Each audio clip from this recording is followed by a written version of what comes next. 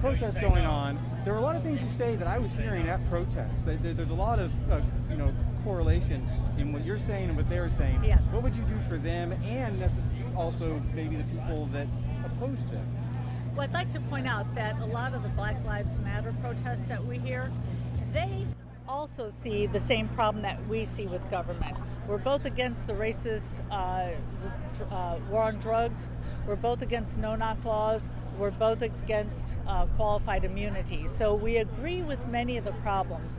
Unfortunately, they see a different solution. We see big government as having created all those problems, and what they want to do is they want to go to even more big government. And we think the only way to cure big government is to go the other direction and get government out of it. So I have met with local Black Lives Matter leaders who have listened, who have said, you know what, that makes a lot of sense. And the one story that I've pointed out to them is we all heard about Rosa Parks, who was a heroic black woman who refused to sit in the back of the bus. What a lot of them don't realize is that that was a government-run, government-owned bus. And at the time, 60% of the bus ridership were blacks. And so if you think now, what if Uber did something like that? What if Uber discriminated against their best 60% of their customers? They'd go out of business as well, they should. So only big government can get away without being held accountable. So that's why we want to move in the other direction. You've opposed previous COVID-19 relief packages like the CARES Act. Yes. Can you talk about why and what should Congress do to help people and businesses that are struggling? Well, first of all, I'd like to point out that if they hadn't shut down the economy to begin with, if Trump had gotten the FDA obstacles out of the way and we had been tested, then we would have known who could go out and who needed to stay home. So we wouldn't have lost the tens of millions of jobs to begin with. So once again, government creates the problem, and then people go to them to fix them or to come up with a solution.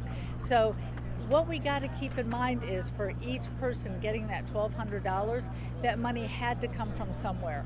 And it's coming from the very same people, but it's just costing a heck of a lot more than $1,200. So instead of sending our money to the federal government and then getting part of it back, how about we keep our money and we decide where to spend it? So personally, I would spend mine at local mom and pop stores in my hometown.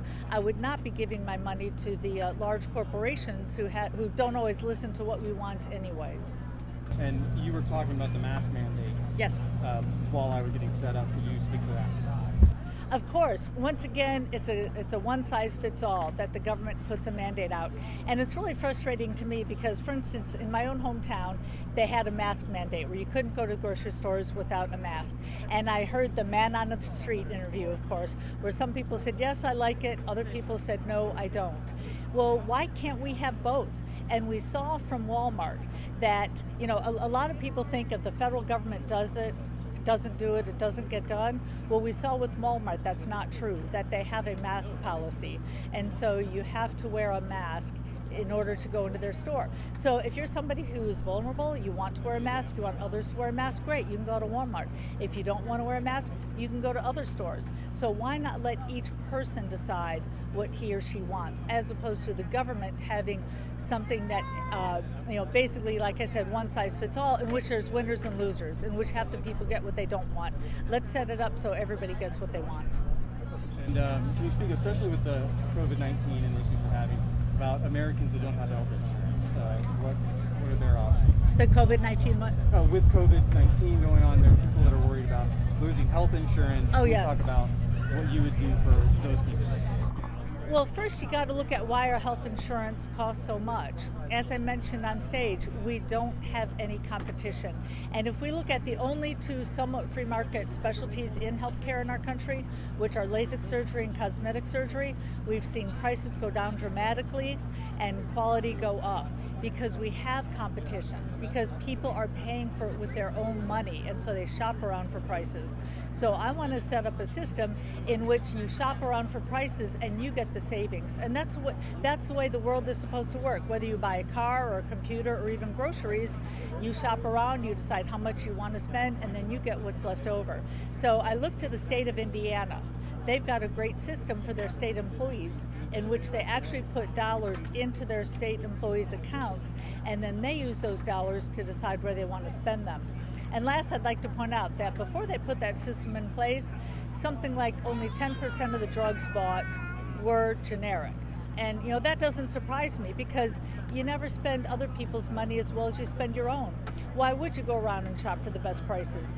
After they had the system, within just like a year or two, 90% of the drugs bought were generic. And the best part is the people were glad to do it because they got to keep the savings. And that's the way the system should work. And my final question, it was talked about before, but our system is baked into a two-party system.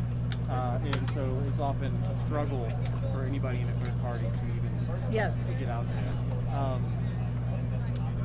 Can you speak to the phrase, a vote for a third party is a waste of money? Well, I would say a vote for either Trump or Biden this election is a wasted vote. We keep hearing the media talk about how we have two old rich white guys, and I don't see much difference in their strategies. Both of them want to spend your money. Both want to make decisions for you, and neither wants to bring the troops home. So if you come right down to it, they both have the same policies. If you're a Democrat who is tired of seeing the anti-war movement go away from your party, if you were a Tulsi Gabbard fan who is just crushed that basically the Democratic Party muzzled her in the debates, please look into our party. Or if you're a Trump fan who voted for Trump because he came in from the outside saying that he was going to reduce government, reduce spending, reduce the deficit, which he's done none of, please again look at our party. We are the only ones who are talking about the things that people are looking for. Thank you so much. Oh, thank you. I appreciate it.